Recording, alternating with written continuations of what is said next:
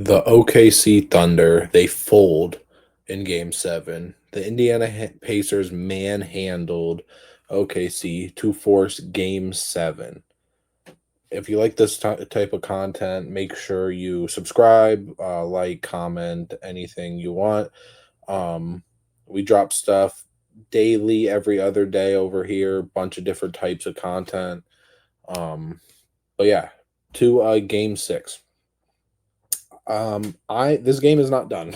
I'm recording this with 10 minutes left in the fourth quarter. And that might be hater stuff, not gonna lie. Whatever you want, whatever you want to say. I don't believe that they're coming back. If they do, you're not ever gonna see this video. But there just doesn't seem like this was bad, man. I mean, the Thunder almost looked like they were gonna be fine in the first quarter, but then they just lost it as the game went on and on. And by the end of the first half, they were down 20. Um, Believe it or not, this is going to be the first game 7 in the NBA Finals since the 3-1 deficit from Cleveland. In 9 years, we haven't seen a game 7 in an NBA Finals. If you think last year, Celtics handled business pretty easily. Year before that, Nuggets handled business pretty easily. The year before that, the Warriors ended up beating the younger Celtics. In 6, Giannis and the Bucks beat the Suns in 6 after they were down 0-2. What was that? The year before that, the Lakers beat the Heat in 6. The Raptors beat the Warriors in 6, and then the Warriors swept 4-0 in 2018, and then 4-1 in 2017. And 2016 is the last time we saw the NBA. Last time we saw a game 7, and that's crazy. But the Pacers, I mean, it was such a weird first quarter for the Pacers because they started the game 0 for 8 from the field. And then they went up 24-17. They were 8 for 10 from the field and everything.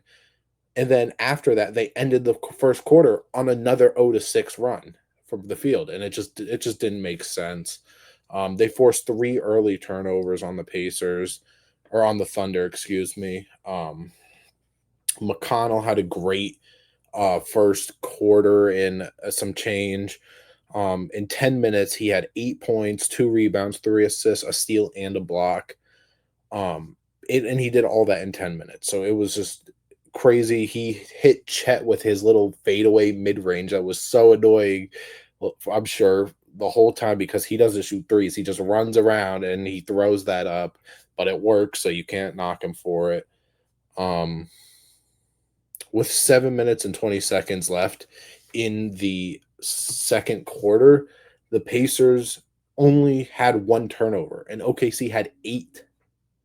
Like it's almost like these teams just swapped. It's just so strange how that was, like, 1 turnover when OKC had been forcing so many turnovers, like this whole series. And in the first half in total, the Thunder had 12 turnovers, and the Pacers still only finished with 2. So again, it's literally like these teams just swapped. The Pacers had 16 points off of the turnovers, while OKC only had 2. Indiana had 8 steals in the first half. OKC had none. And while there is 9.5 minutes left, and OKC, okay, they have 3 steals now, but like still, 13 assists to OKC's 3. We knew that was a big thing that happened last game. And then 19 bench points in the first half compared to OKC's 3. And we'll talk about that because the OKC only had 5 players score in the first half. And I think 2 of them weren't even starters. Shea and J-Dub had 31 combined in the first half, but outside of that, OKC players only had 10 other points. So that was not good.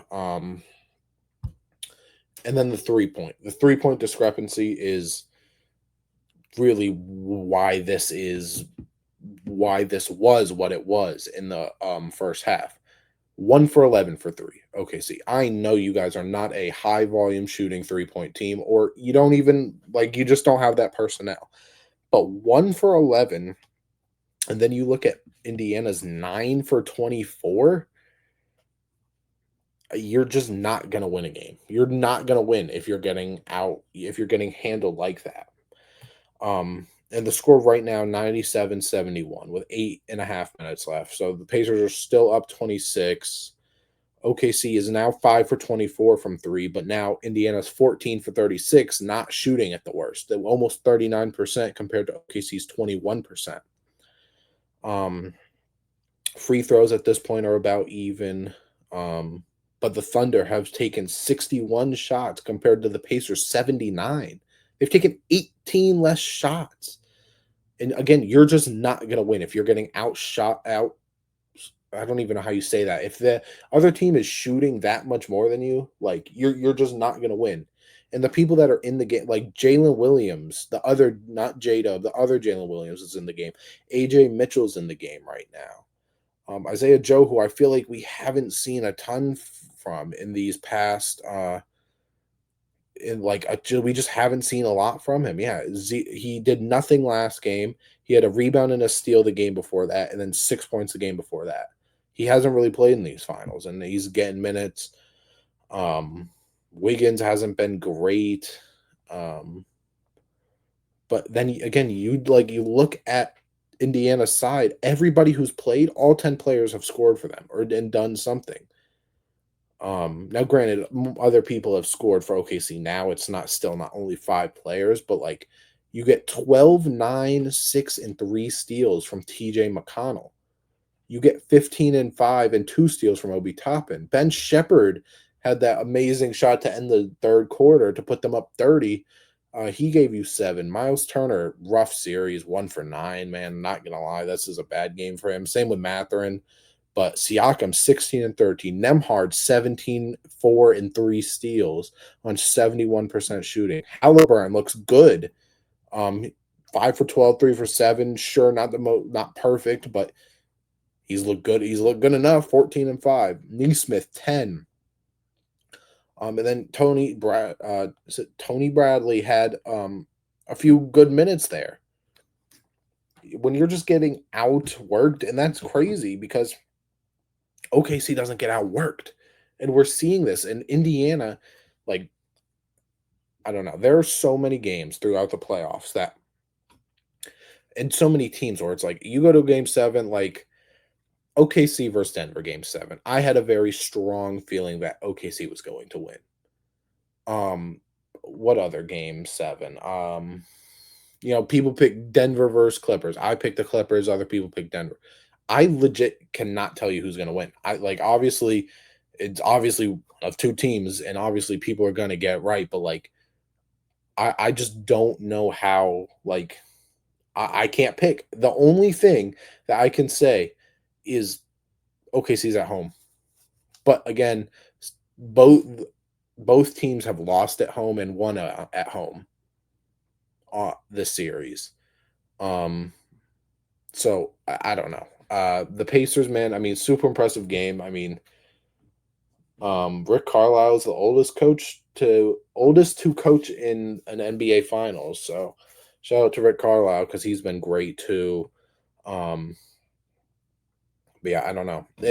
When I tell you these teams literally swapped, I just don't know. It's just so crazy how it's a game of runs. I mean, again, what I told you about the first, where Pacers started 0 for 8, then went 8 for 10, and then ended 0 for 6. It's like all in the first quarter. It's like you start down here, then you get all the way up here, and then you go right back to where you started.